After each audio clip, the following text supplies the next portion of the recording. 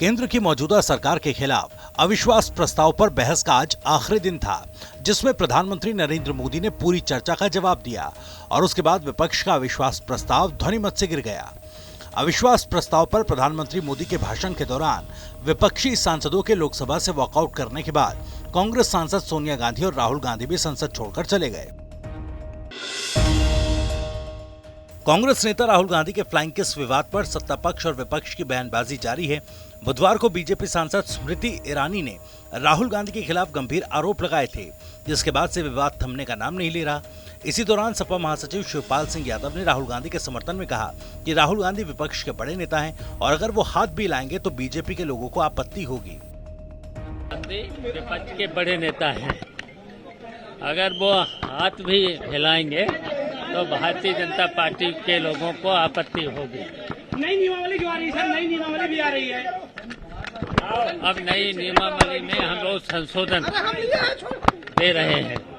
अब पूरी देखिए संशोधन होकर के लोकतांत्रिक तरीके से उसमें नियम में परिवर्तन हो।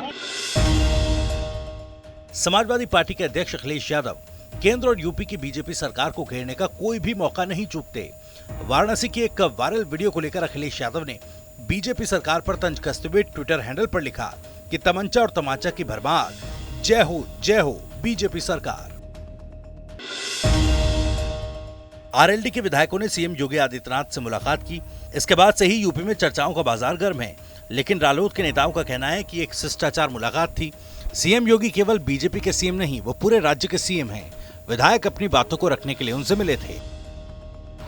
राष्ट्रीय लोकदल विधानमंडल दल के सदस्यों ने कल विधानमंडल दल के नेता श्री राजपाल बालियान जी के नेतृत्व में प्रदेश के मुख्यमंत्री से मुलाकात की और इस मुलाकात में उत्तर प्रदेश में जो बाढ़ से भीषण तबाही आई है उनके बाढ़ पीड़ितों को मुआवजा देने, गन्ना मूल्य जो किसानों का बकाया है उसका तुरंत भुगतान कराने, गन्ना मूल्य में वृद्धि करने और सिंचाई के लिए किसानों को फ्री बिजली देने के अलावा जो त्वरित आर्थिक विकास योजना है उसमें सभी विधायकों को समान रूप से धनराशि आवंटित करने को लेकर के मुख्यमंत्री जी से वार्ता की और उनसे इन समस्याओं के निदान का के लिए जो है अनुरोध किया।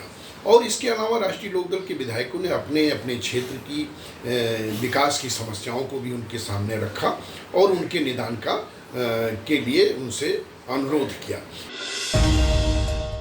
बुंदेलखंड के महोबा में किसानों ने इकट्ठा होकर अपनी 5 मांगों के लिए निश्चितकालीन धरना दिया। किसानों ने कहा कि शासन किसानों को हर उचित लाभ देने का वादा कर रही है, लेकिन प्रशासन स्तर पर इसका लाभ नहीं मिल पा रहा। बड़ी तादाद में किसान अभी भी फसल बीमा योजना के लाभ से वंचित हैं और इसके अलावा एमएसपी का सही लाभ भी नहीं मिल पा रहा, जिसके कारण किसान आर पार की लड़ाई के मूड में हैं। वाराणसी के चर्चित अवधेश राय हत्याकांड में मिली उम्र कैद की सजा के खिलाफ पूर्व बाहुबली विधायक मुख्तार अंसारी ने हाईकोर्ट का दरवाजा खटखटाया। मुख्तार ने अपने वकील के माध्यम से निचली अदालत के फैसले को चुनौती दी, जिसको हाईकोर्ट ने सुनवाई के लिए मंजूर कर लिया। मामले की अगली सुनवाई 13 सितंबर को होगी। उत्तर प्रदेश के सहारनपुर में भीम आर्मी के नेता रोहित राज ने नशे की हालत में पुलिस पर हमला कर दिया। यहां तक कि पुलिस कर्मियों की वर्दी तक फाड़ दी। सूचना मिलने पर मौके पर पहुंची थाने की पुलिस ने रोहित राज को अरेस्ट कर लिया। पुलिस ने गुरुवार को राजकार्य में बाधा डालने और सार्वजनिक स्थान पर बैठकर शराब पीने के आरोप में रोहित राज को अदालत में पेश किया, जहां से उसे 14 दिन की न्यायिक हिरासत में जेल भेज दिया गया।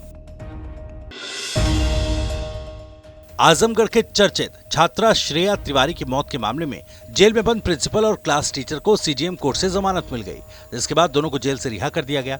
बता दें कि children higher secondary girls college में 11वीं की छात्रा श्रेया तिवारी की मौत मामले में धारा 306 और 201 के तहत प्रिंसिपल और क्लास टीचर के ऊपर मुकदमा दर्ज कर दोनों को जेल भेजा गया था। यूपी की योगी सरकार पिछड़े और अति पिछड़े समाज को पहचान दिलाने के लिए निरंतर प्रयास कर रही है। इसी मुहिम में देश की आजादी के अमृत काल में अब गोंडा के जंगलों में बसने वाले वनटांगिया समुदाय का जीवन भी रोशन हो उठा। सीएम योगी की मंशा के अनुरूप रामगढ़ वनटांगिया गांव तक बिजली पहुंच पाई है। आजादी के करीब 75 सालों बाद अब उनके गांव की ओर जाने वाले रास्ते भी दूधिया रोशनी से जगमगा उठे हैं।